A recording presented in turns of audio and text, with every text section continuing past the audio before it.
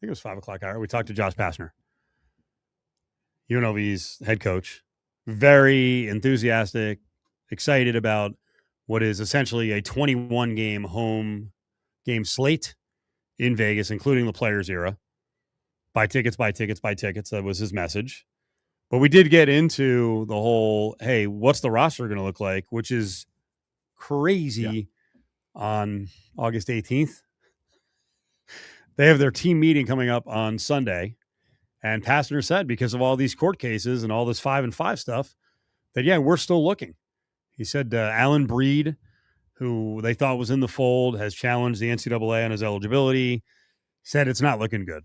So if Breed's not here, we may have 2 more spots. And he said, we are looking.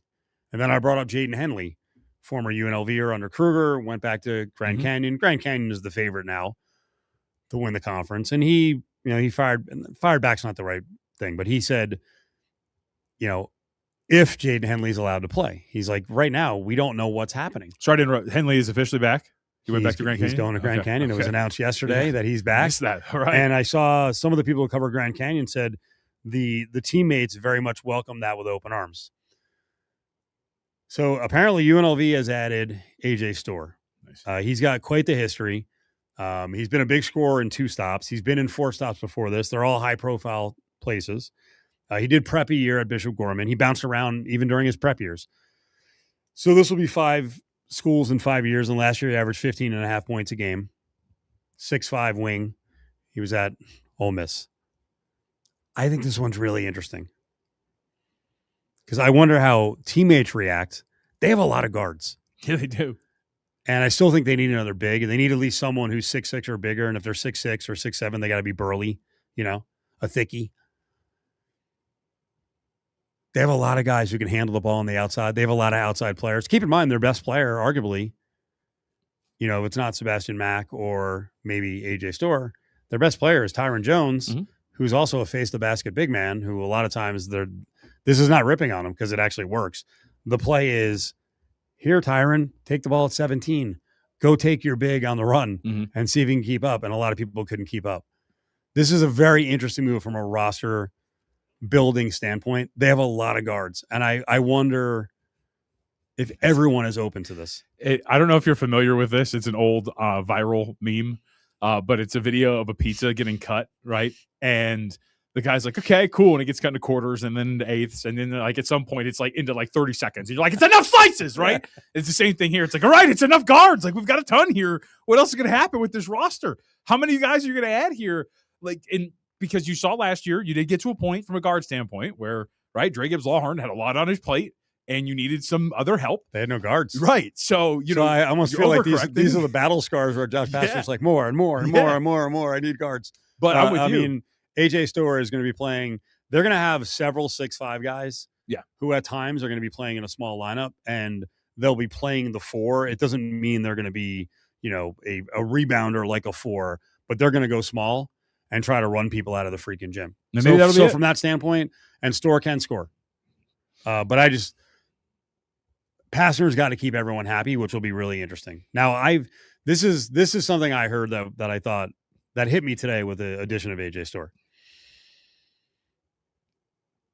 There are a lot of fans out there, and even Pastner addressed it with us. There are a lot of fans out there who keep saying, hey, what about Howie Fleming? What about Kamani Hamilton? They're 5-5 guys. They want to play more college basketball. And I've had at least one source tell me they got the chemistry and attitude right now with this roster. Because frankly, and I probably said it on the air a couple of times, last year there was kind of a divisive group of guys who were good players, but there were times where you're like, guys, are you out for yourself and playing time, or are you out for the team? And I thought the Fresno game is a perfect example. That game up there, out there, whatever it was, double overtime. Yep. I mean, the whole team fouls out. It's just like no one can keep it together. Yep. Even DGL, who was awesome, he's nearly getting a tech on the bench. They kind of all got suckered by that little guy, Robert is his name, a 6'2" guard, Frenchman, French. And that was a good example. There was also the game where before the half, they're really thin in terms of availability. And Josh Pastner looks down the bench And he's like, hey, Jacob, Bernarby, hey, go in. And Bernarby's like, no, thanks. Knee hurts. Passer walks over me like 2 minutes later at the half, and I was like, hey, what do you have Bernarby available in the second half? And he's like, Steve, you tell me. I don't know. Yep. He just waved me off. I'm like, okay. Those guys they're nice guys. Yeah. The guys in that group. But I felt like there was a group of players at times where you're like, guys, between playing basketball smart, not fouling. They're not fouling. And then not, kind of not having your head in the game. Now, I'm not trying to smear the name of AJ Stewart, but he is a very interesting guy in the fact that he's been at 5 places now. I hope it works out. I hope he's eligible. I think Pastner is a good enough coach, and the staff is good enough to make him work. And he certainly has motivation. A lot of these guys have motivation. A lot of the 5-and-5 guys have immense motivation because they saw, hey, the world of pro basketball, it's not going to be an easy entry. And a little bit of scratch here for one more year, like maybe I can better myself. But, I mean, I'm excited about the way the group looks. I mean, oh, yeah, I'm really excited. Like, this should be – I can't wait to start, to see this team on a basketball court. I also got to think, too, from Store's standpoint, and a lot of these 5-and-5 guys is a sense of pride and to the point of, there's going to be a lot of people that view you as, oh, you should be done. But if you're going to come back, you better be good. Yeah. And so you've got to almost deliver on that. And as you mentioned, he was a 15-point per game scorer. He shot 35% from three. He should be able to help. Guards include Dontrez Williams, who is a rising player, spent a couple years at Lindenwood. He averaged 15 points a game. Cam Miles is a high-level recruit who was at Florida State, decided to come to UNLV. Terrence Ford's another guard, more of a true point. He missed last year, but the year before at Tulsa, he was very productive, again, as a true point. Freshman guard out of Georgia and then prepped in Southern California. Coda Suttle, they have a lot of high hopes for him. He's a little bigger guy at 6'3". From there, the other guards include Isaac Williamson, who came back. I mean, Isaac's one of the guys I think of, he wants to play. Is he going to lose playing time in this case? Jalen Cunningham, of course, is a walk-on. And Sebastian Mack is the other Vegas-tied guy with Jones, with AJ Stewart, who's back and has high hopes as well because he was a pretty high achiever at UCLA, wound up moving on to Missouri, kind of fell out of the rotation. So a lot of guards. I don't want to read too much into it, but going back to when we talked to Pastor at Summer League, it's the way he talked about Isaac. It sounded like he was a priority to get him back. And so you would assume he's not one of the mouths that's not going to get fed. Williamson. Well, I think with all of them, here's what this affords is if you're not going to play D and you're not going to play 100%, or if you're not in shape, then you're not going to play. Yeah.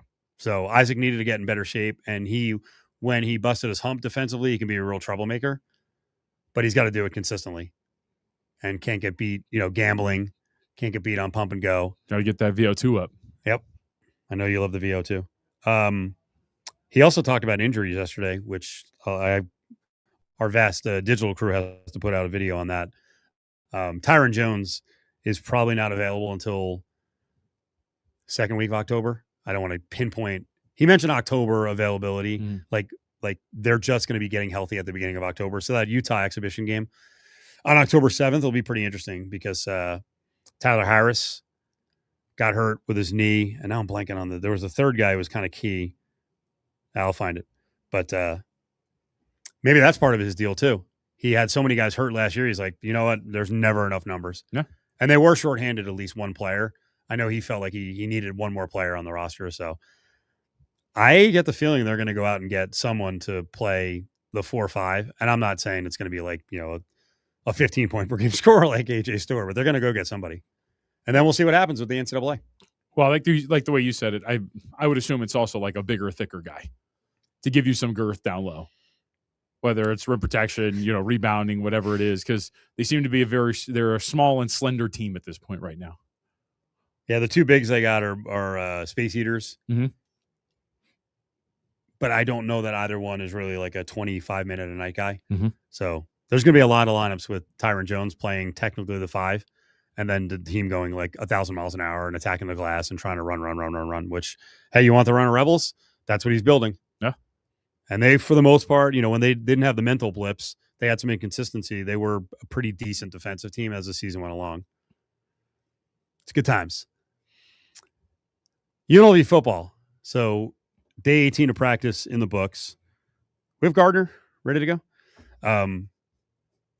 Yesterday was Special Teams Day. I put together a camp report where I talked about how they got their punter. So that's kind of interesting with the new special teams coach, who's not really new. He got bumped up from analyst to special teams coach in Mitch Singler, and their new punter, Chules, and the whole Aussie pipeline.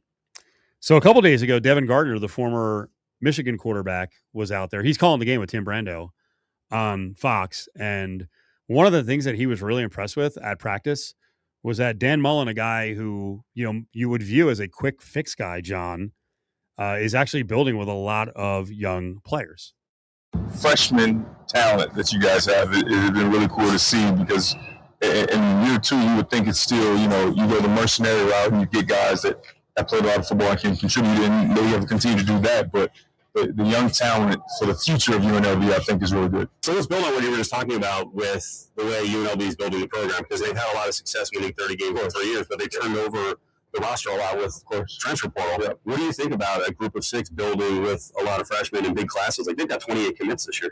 Yeah, I think because of what they were able to accomplish last year, it makes it a lot easier, right? If they hadn't performed so well a season ago, it'd make it more difficult to take in such a big freshman class. Right now, when you have that success, you have that foundation laid a lot faster than other teams are able to. Now you can start to build for the future, and still use the transfer portal, but also bring in a bunch of young guys that you think can contribute maybe early, and also that we go for the future. But it does take some confidence, because when you're bringing young guys a group of 6. So there you go, Devin Gardner talking about the youth on the roster. And it is one of the interesting things. Again, I was on Memphis radio this morning to do a preview of the game coming up next Saturday. And a question you'll always get about Mullen, and this has got to drive UNLV fans nuts, but like, how long is he going to stay? Yeah. I'm like, I don't know. The way he's building it is really interesting. He doesn't seem like he's quick fix guy. Like No. they took transfers, but they didn't take a ton of transfers. And last year's class for freshmen was 20 plus. They're letting some freshmen into the 1s and 2s. And this year's commit class is 28. Yeah. I mean, I would say that UNLV does have, it seems, a larger plan, as we have discussed, in terms of its status in the conference, and then maybe in a new one once realignment hits again. So maybe that's part of Mullen's vision as well, sticking around for the step up. The favorite in the Mountain West Conference, not everywhere, but one of the favorites. They are now. New Mexico.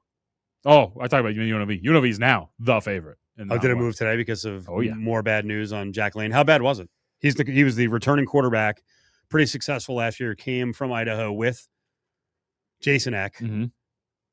So what was the news? Big Eck asked, any clarity on the timeline? Not close. Really? Yep. Now, I think you can make the argument, because they got this logo kid they brought in from Oregon as a 3-star dual threat type, from what I can understand. Think you can make the argument that they're in a decent spot at quarterback, that maybe Lane, who, look, I thought Lane did a very good job last year, but let's not oversell it. He didn't eclipse 3,000 yards. It was a very mundane touchdown to interception ratio, barely 7 yards per attempt. You could find some of that with the rest of your quarterback depth chart if you're New Mexico, but it's not good news for him, that's for sure. He was, I'll say, tepid in his response to the recent play in a scrimmage of that kid, Luke Moga. Logo. Yeah. The Oregon Duck transfer. So, but I think that's the way Eck approaches everything. I don't think he's over the top guy. Well, it's for sure. I think it's all these coaches, right? What did Mullen tell us at practice the other day? Right. It was like, I don't, if you want compliments for these quarterbacks, don't ask me. That made it sound like they were awful. But I think that's just generally how these guys operate. Do they have problems with their other star player? That's been a recent development. Jackson Eck, the offspring of Coach Eck, the other day saw a report, not pads, just walked out like an hour after practice started. Well, he missed his second practice consecutively today, Steve. Not great. For the, I believe he was the preseason Mountain West Defensive Player of the Year, was he not? Yes. Yep. I don't know if it was related to Jackson Eck, but New Mexico did add just 2 days ago a Memphis transfer linebacker in Jaden Flaker, who played a bunch at the FCS level. That's crazy. He just got a temporary restraining order. Now, this is a little different than UNLV added in the last week Donovan Spellman back to the roster who they had, right, and Terrence Welch back to the roster that they had. Like, they understand the system. I thought it was very key too. I don't know how many other people picked up on this, but Mullen said, I talked to both of them. I'll paraphrase, basically to explain to them the culture this year is a little bit different. So you're going to have to blend in. So I think he wanted some answers from those guys. Like, this ain't last year. And I think that's important to remember. Those guys should blend in seamlessly. They're not guaranteed playing time, but I think they're going to be, at their position, they'll be a top 5 option. Welch, a cornerback, and in the case of Spellman, an edge rusher. These cases are crazy, though. You had a linebacker like 2 weeks before the season. I mean, the player will be ready eventually if he can contribute, but he's not ready at the beginning of the year. Not ready at the beginning of the year. I mean, I guess this is conspiracy foil or tinfoil conspiracy theory. Yeah. This is an NFL transaction. Right. This is, one of our linebackers is hurt. Let's go get another one. Yeah. Don't you? I mean, seriously, the coincidence there seems a little nutty. That when we find out that Eck is hurt, they just happen to bring in a linebacker transfer. That very much sounds like, we got a body down in camp. Let's go get somebody. It's either to eat reps or, God forbid, Eck has something a little bit more serious than they're letting on. Coming up next, let's find out what's going on with Fernando Mendoza, what's going on with the rest of the Raiders. Joint practice today. Game coming up, preseason game number 2 on Thursday. We'll go to H-Town and talk to Brandy Flores. Got something to say? Hit us up on the Bay Law text line. 702-364-1100. Brought to you by Bay Law Injury Attorneys. Winning is no accident. Traffic is brought to you by Paul Pata Law. It's not about the injury, it's about the recovery. Still slowing to that accident, Southern Beltway eastbound before Valley Verde, Charleston Boulevard eastbound before Desert Foothills Drive. Also Southern Beltway westbound at Las Vegas Boulevard, 15 northbound at Sahara. Traffic was brought to you by Paul Pata Law, your personal recovery attorneys. Are you facing criminal charges? Do you need representation for a DUI, a domestic violence charge, record sealing, or any other criminal defense issue? If that's the case, you want the Vegas lawyers on your side. Check out the Vegas Lawyers at thevegaslawyers.com. This season, get in the game with the William Hill Pro Pick'em Football Contest. Pick the winning teams, no point spreads, and take home your share of $1,210,000 in cash prizes. For a $25 entry fee, you'll be picking for your share of $10,000 in weekly prizes. Finish with 215 wins and get the $1 million cash bonus. Register today and get your picks in before kickoff on Sunday, September 13th. For more details and to see a list of participating locations, visit williamhill.us. Must be 21. Gambling problem? Call 1-800-522-4700. Every sports parent knows the drill. Early games, long tournaments, kids asking for food before the first whistle even blows.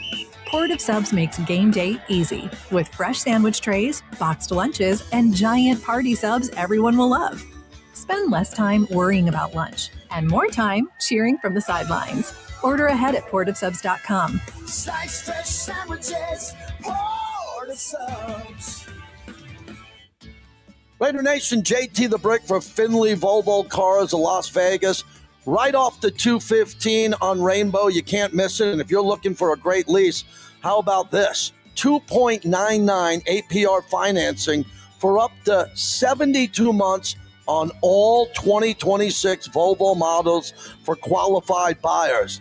It's a beautiful showroom. It's a great deal on one of the safest vehicles in the world. Finley Volvo Cars, Las Vegas. Nothing I hate in the car business more than a bunch of damn liars. That's why I created GiveMeTheVin.com. Go to Give Me the VIN, put in your license plate number. We'll buy your car. We do what we say we're going to do when we say we're going to do it without a bunch of games. We come to you with a check or pay off your payoff. Look at what people have had to say about GiveMeTheVin.com. It's real. It's here. We're the Amazon now of car buyers, and we want to buy yours. Sell us your car. GiveMeTheVin.com. So easy you can do it in your underwear. This summer, skip the airport chaos and hit the road for the perfect family getaway in Cedar City. In just 3 hours, you'll trade the desert heat for cool mountain air. Breathtaking scenery and outdoor adventure everyone will love. From hiking and biking to fishing and stargazing, Cedar City delivers big fun without the big price tag. Ride the chairlift at Bryan Head Resort, catch a show at the Utah Shakespeare Festival, and explore nearby national parks. Start planning your summer escape today at visitcedarcity.com. Hey, babe, where are you going?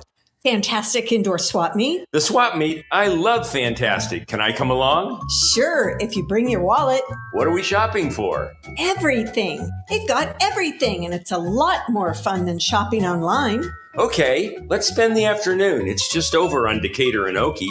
You know, Fantastic's open every Friday, Saturday, and Sunday, 10 to 6. And like they say, it's fantastic. And like they say, we've got it. After an accident, don't call anyone but the Richard Harris Law Firm, and we'll get right to work. We've won billions for our clients. And with us, you keep even more with our less fee guarantee. Who you hire matters. The Golden Circle Sports Bar inside Treasure Island Hotel and Casino is the best place to watch games on the Strip. There's a huge video wall and over 55-plus screens throughout the bar. Place your sports bets at the new STN Sportsbook. The menu with the Golden Circle Burger, the Linebacker Bison Burger, Philly Cheesesteak, the Polish Sausage, and so much more is dynamite. The Golden Circle Sports Bar's happy hour is amazing with $5 draft beers every day from 10 a to 6 p. Treasure Island, the Vegas destination for those seeking a contemporary resort experience with an ideal location on the Las Vegas Strip. And remember, parking is always free. Your sandwich should pay you back. Download the Port Perks app today and start earning rewards every time you enjoy Port of Subs. Slice fresh sandwiches, Port of Subs. It's Cofield and Company on ESPN Las Vegas.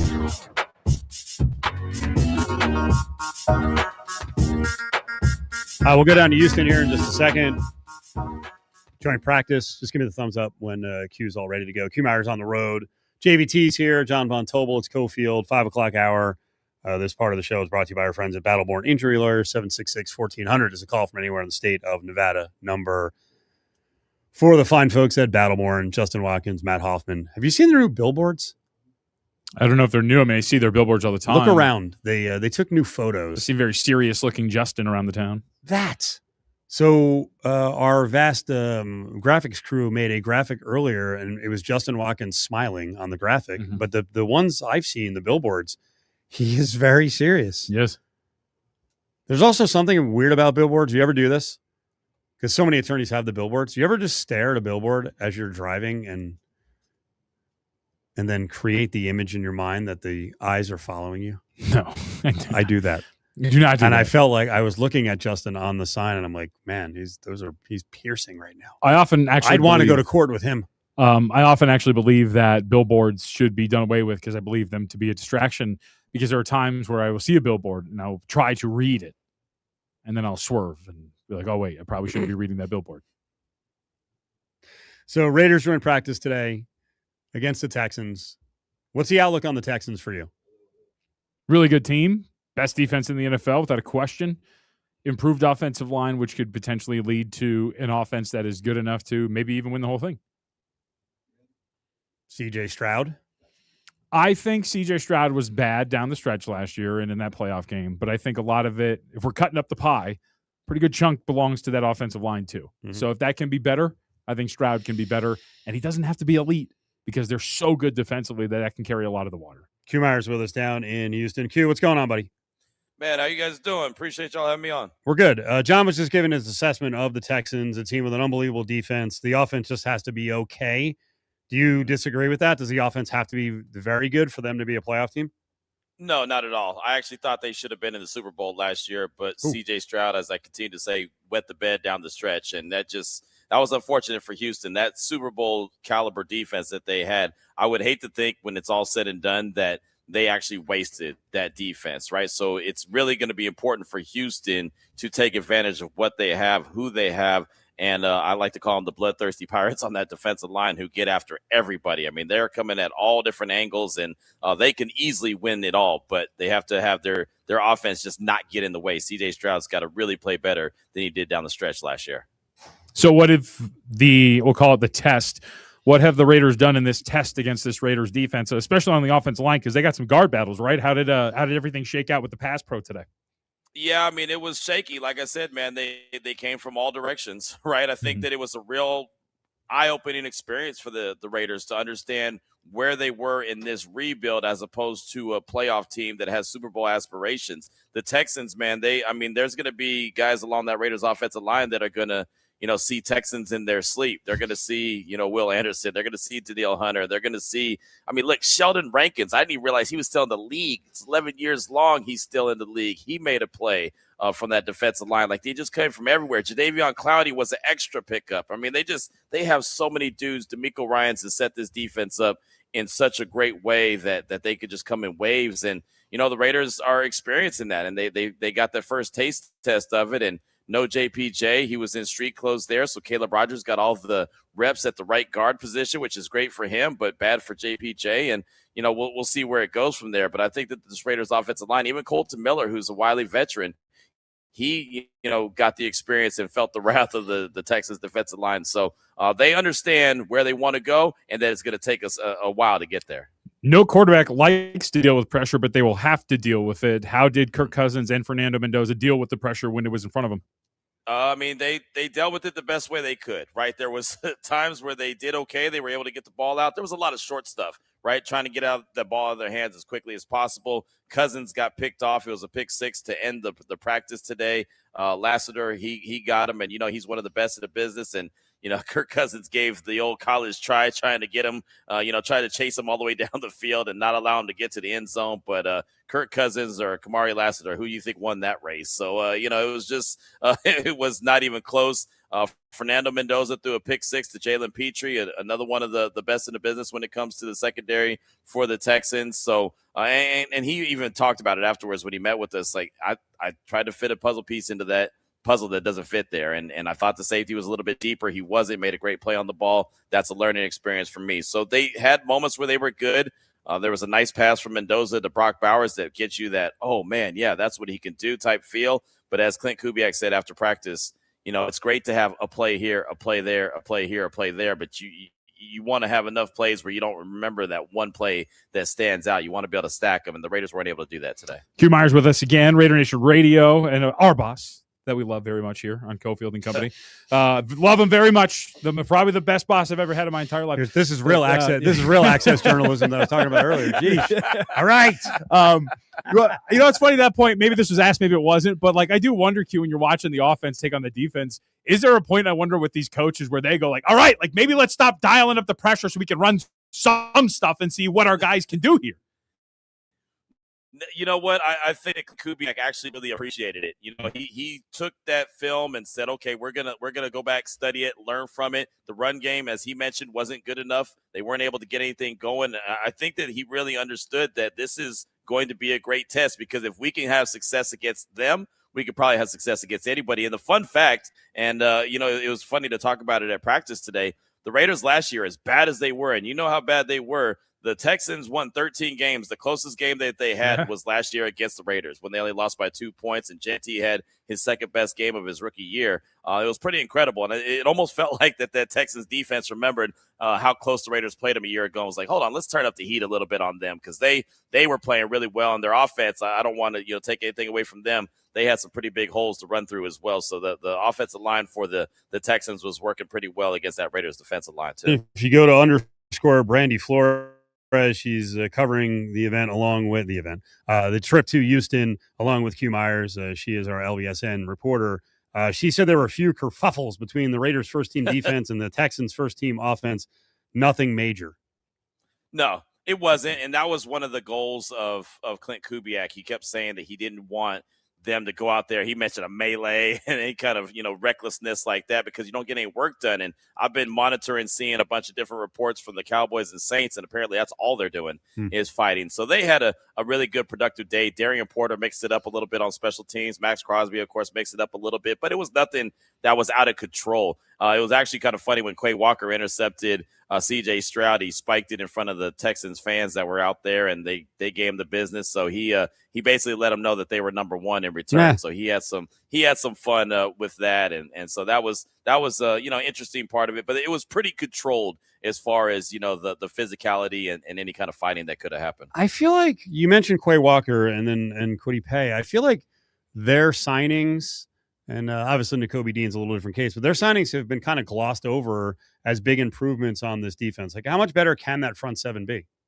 I think that they could be a lot better because they have difference makers on all levels. But the problem is there are a lot of young guys, and obviously with the addition of Quay and N'Kobe and even Kwity Paye, as you mentioned. Those guys are all new, too. So they're trying to learn this new system by a new defensive coordinator and Robbie Leonard. And so there's so much that is trying to come together in a short amount of time. There's going to be a lot of breakdowns. And, I mean, look, we saw the Cardinals go 15 for 15 in the first half last week on Thursday, and you can't have that. You got to break up a pass here and there, right? There's got to be some kind of incompletion. They made Gardner Minshew look like Joe Montana, and then you go and see a day like today in the joint practice where they had a ton of success a couple times, just bad communication. Wide receivers were running wide open. Wheel routes were successful except for the one that Quay Walker intercepted. So I think that the communication is the biggest issue for the Raiders. The athleticism is there, but it's just the communication, understanding where they need to be and when they need to be there is the biggest problem that they're having right now as they're trying to put together this new defense. Q Myers in Houston on ESPN Las Vegas. What is going on with Jackson Powers Johnson? Man, your guess is as good as mine. He went down on Monday. He walked off the field with the trainer. He didn't return. He was there today in street clothes, but he's there in street clothes, right? And there's nothing that he's going to be able to do. He's not going to get any kind of burn like that. And so we asked Clint Kubiak after practice if he expects him to play on Thursday, and he said he doesn't expect him to play. He didn't rule him out completely. So if this was the injury report, he'd be doubtful, right? So I think that's really bad for him. He's only played in 23 games so far through 2 seasons in his career, right? I mean, he's going into year 3. There could have been 34 possible games. He's played in 23. So the availability is just not there. That's one of the big, issues and knocks on him when he was coming out of college. Why he dropped to the second round is because of availability. And here it is again. So I don't know what they're going to end up doing, the end-all, be-all result. But the more time he misses, the more time that Caleb Rogers is getting time on task and earning that right guard job. Is JPJ the kind of guy that they'd be fired up to put on the shelf and stash for a while? Or could this just end up with, hey, we're going to cut bait. You're not our guy. You weren't our guy. And we're just not seeing it. I could see them trying to trade him. I mean, I honestly could. If there's a team that needs a guard or needs a center, I still think he's salty that he's not the center. I mean, he's not saying that. He's not acting like that. But I think deep down inside, he truly wants to be the center. I think that has something to do with it. But, I mean, that doesn't have anything to do with his availability. And so I could see a world, and Raider fans don't want to hear it. He's like a cult hero for some reason. They don't want to hear that this staff could move on from him. But I honestly think that that's a possibility that they could, if they find a trade partner, decide that, as you mentioned, cut bait, just go ahead and take whatever they can get and move on from him. I don't get a chance to talk to the Raiders fans, especially on the phones like you do. Why is he a cult hero? Man, that's a great question, because he hasn't done anything except for, tell the center coach, and they're starting to went down, and he's like, I'll take over the center. I was a Remington Award winner. And they just like that attitude. I guess they like his kind of nasty that he has. A lot of people, when he was drafted, kind of compared him to Richie Incognito. And so I think that they kind of like that, and they feel like he's a modern day true Raider from back in the day. But to me, honestly, he hasn't done anything to get super fired up about and act like he's the end all be all. But man, when you say something about JPJ, and if it's not glowing reviews, you're the hater. The guy told me the other day I threw him overboard. You're like, you're throwing him overboard already. Say, I'm not throwing him overboard. I'm just telling you, he's not available. He's not available. I mean, I could be a great radio host, but if I'm only available once a week, what good am I?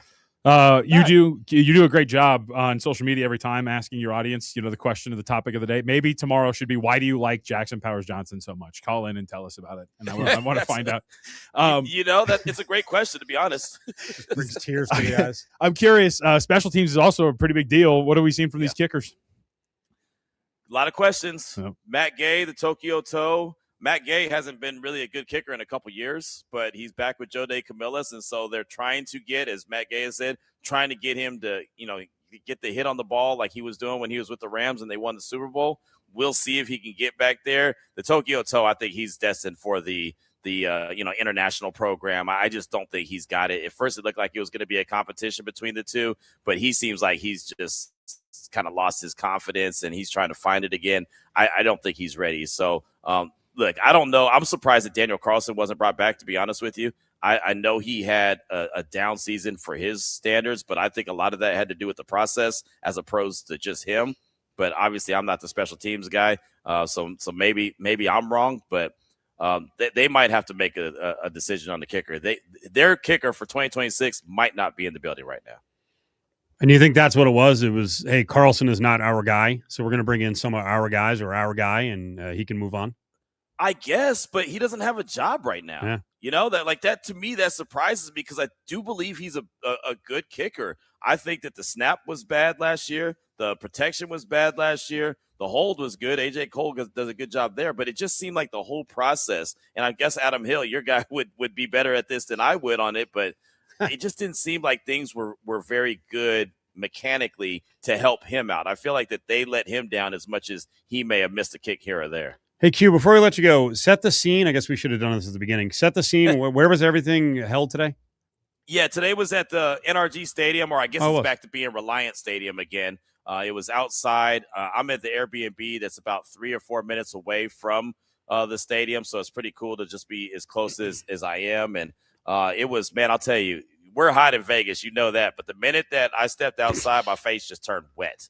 It was like I turned on a hose and just someone sprayed me smack in the face. It was ridiculous. You could tell the people that were from Vegas and the people that were from here. I got acclimated kind of quick. Obviously, I've been in the state of Texas for a long time, so I kind of got back to what I knew. But, man, some people were going through it today with all that heat and that humidity. Name names. Who was sweating through their shirt?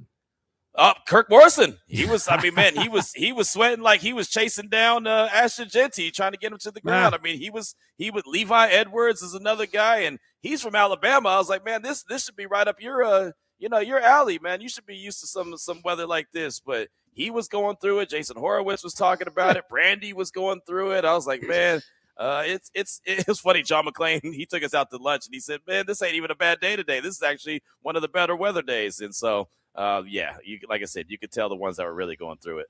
Where'd you go to lunch? Most important question. Pappadeaux's. Pappadeaux. Is it Pappadeaux? Yeah, Pappadeaux. There's like 70 offshoots of that company. I know. It's Papacitos, What is it? Papamitos, Paparitos. It was Pappadeaux. They have so many different restaurants. But what is it? Like, Yeah. is it Italian, Mexican? What kind of food was it today? It's like shrimp and okay. seafood. It's really good. And I had the shrimp and fries. Brandy had the shrimp and dirty rice, and John had some kind of he had I don't know what he had. It was fantastic looking though. So yeah, and it was on the General's dime, so it was even better. And is that it? That's the only meal you can only do lunch? Or you're doing an ESPN national show every night? Yeah, I got to do the show tonight, and I'll get done with that around midnight, and then I got to knock out the podcast, so I'll get done around 2 a.m., 2:30, and get to bed and be back up around 6 like I was this morning. So it's going and going, and yeah, that's how we roll. I was going to send you a late night eats place, but yeah, if you're done at 2 and then you have to get up at 6, I don't think you're going to. Probably not healthy to eat late night either. No, it's not. It's not. I'm trying. Hey, look, I'm trying to live my best life. I'm trying to make sure that we all have an opportunity to do what we do, and some of us are doing what we do, and others aren't. So there's good times. All right, well, enjoy the trip. Let's get you on one more time before you are out of there. So we appreciate the information today. Thank you, Q. Absolutely, man. Great stuff. Appreciate y'all. There he is, Q Myers. Best boss on the planet, some would say. I would say. I will 100% accept the weather complaints. Well, humidity sucks. I don't accept it when it's here. But what do you mean? I get tired of people who live here complaining about it. Oh yeah, I mean, but I'll say new to 1,000 the area. times. I mean, I don't even care when it's 116. I don't want to hear it. I mean, I'll just say 1,000 times dry heat's better than the humidity. It's not even close. Yeah, way better. I hate being moist. I'm not saying I'm a fit guy or like I'm Mr. Athlete. Well, Steve. Well, you see, you're not. You see at UNLV practice, I'm like, let's go. Yeah. I'm not standing out there for 3 hours in the sun, but it's the players are there sweating like lunatics. The media is going to complain about heat. Humidity, it does suck though. I saw the other day, the media have nice little Gatorades laid out for them at UNLV practice. I don't think that was. Did you grab one? No, I just saw somebody post about it. I was not there at that practice. Oh, it's laid out for the players. I hope the media on the little chairs. Yes.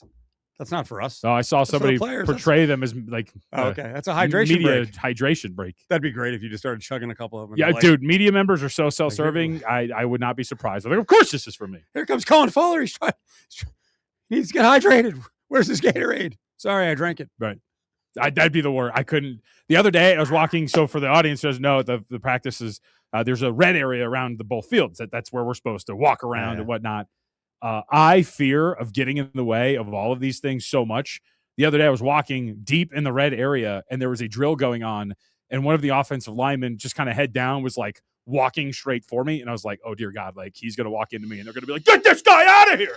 Well, you're more nimble than you used to be. Yeah, I did get out of the way. When you were puffy and offensive line size, you would have just clashed with him. I mean, in reality, I probably would have just pancaked him right now because I'm just so strong and lean and this has gotten out of shape. control. We've gone head to head with the Division I athlete. Please stop. You would not have. You're an old man. You've gotten in better shape, but let's calm it down.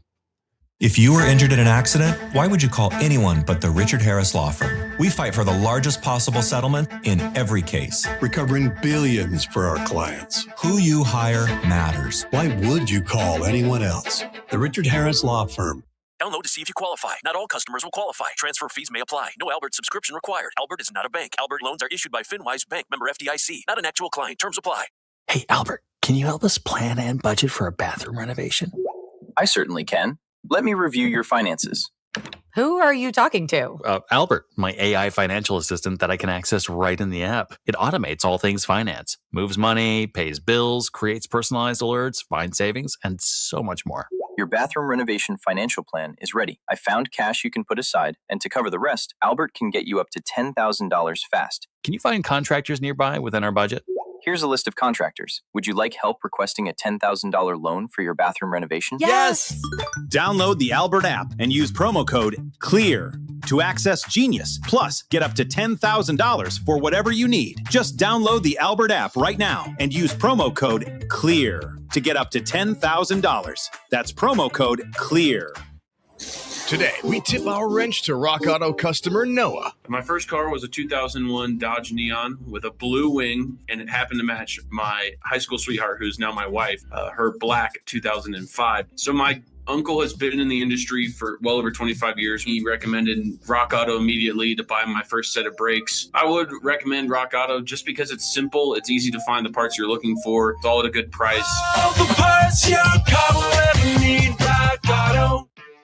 It's summertime, and Aleve is here to keep you on the go. Whether it's planes, trains, or automobiles, Aleve's got your back. With up to 12 hours of back pain relief with just one dose, you'll get to your destination and be ready for your next adventure.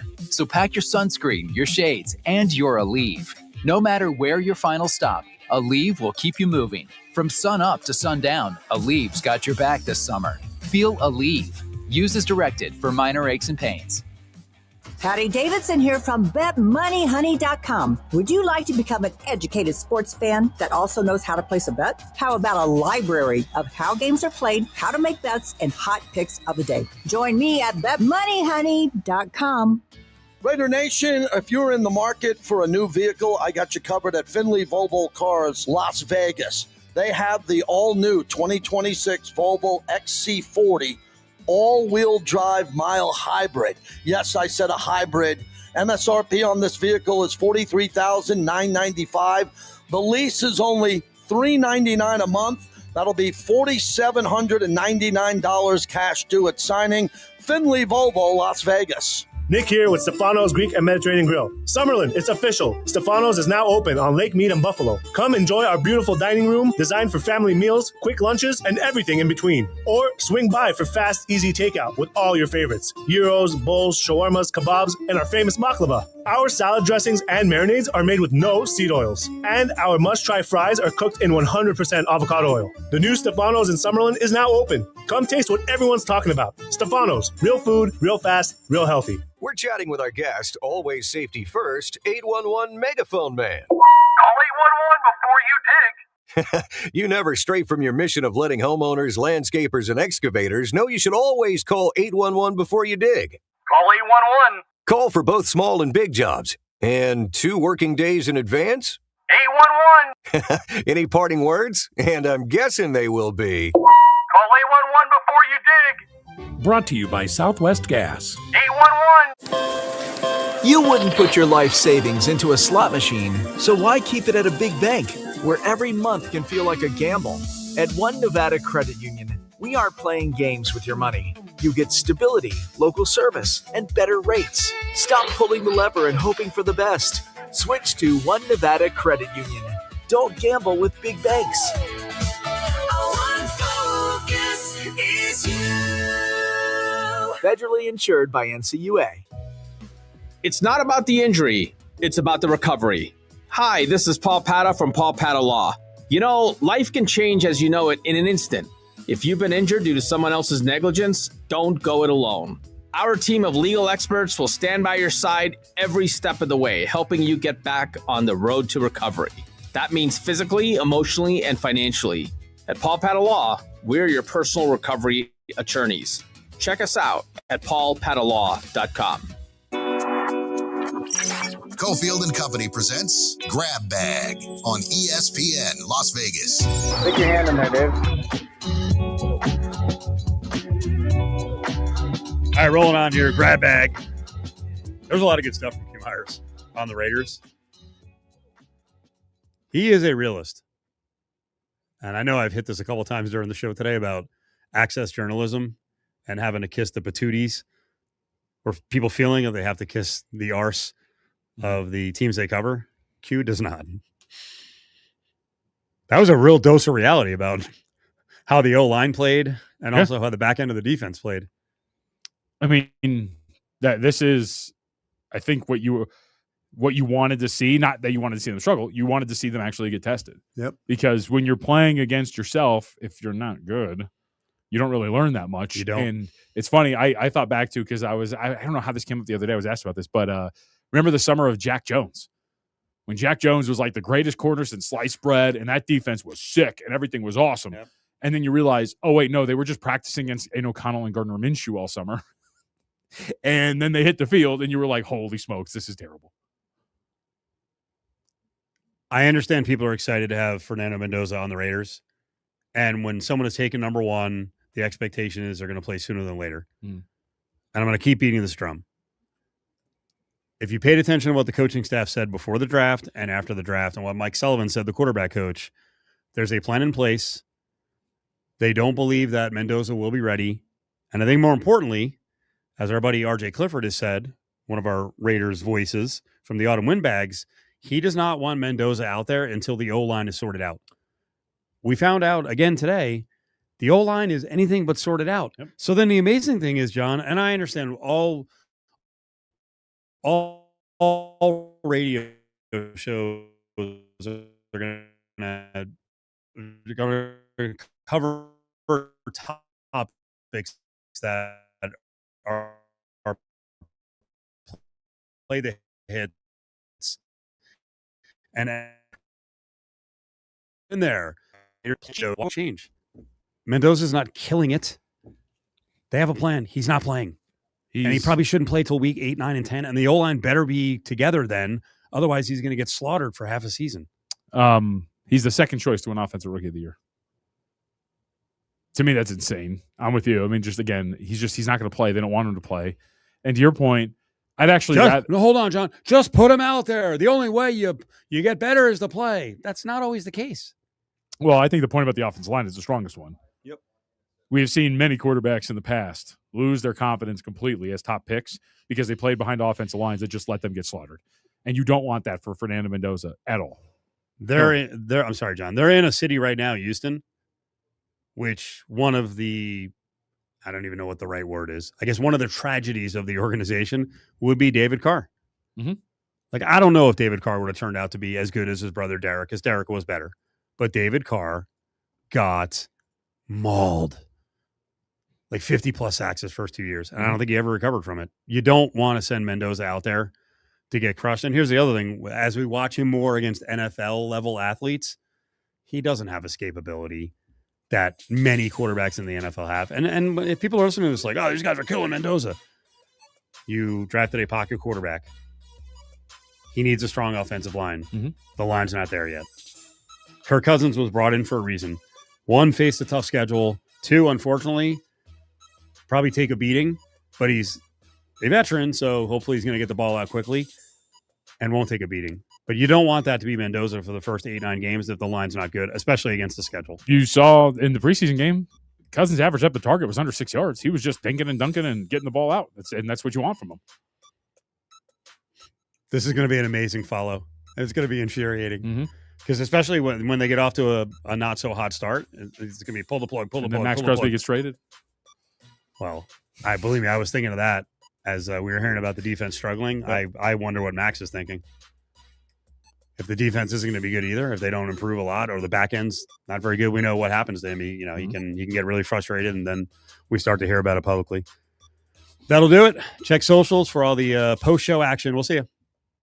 Gambler's bonus hits again. On June 14th, Betty hit 4 4s, clearing her